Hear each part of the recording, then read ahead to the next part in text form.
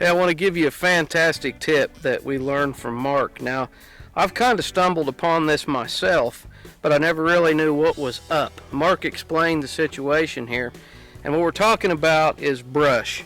And over the years, I've drug a ton of brush into the lakes, building crappie shelters. And we've got some PVC shelters we use now, but there's a lot of guys like me that still like to have some natural brush in around PVC sometimes, or just have a brush shelter. Now, over the years at Grand Lake, the lake that I live on, we've struggled with beavers eating the brush piles under the water, tearing them down. And they'll go in, they'll take off all the small logs off of the brush piles, leaving you with just pretty much the stump, the core of the tree. Now, what we'd started using was persimmon, and the reason I started using persimmon, which is the tree right above these two small cedar trees, is because there was numerous trees for me to get. I had a friend that had some property.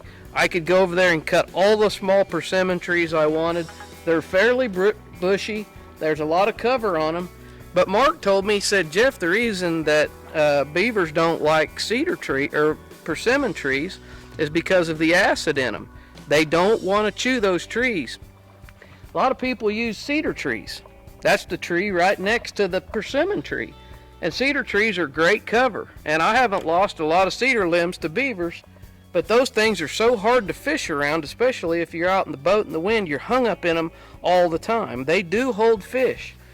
But Mark's choice, and Mark puts in a lot of brush piles, and my choice now is the persimmon. And you take a look at that tree. It's just starting to bud out right there. And there's lots of persimmon around the country. You might take a look at persimmon the next time you get ready to build brush piles.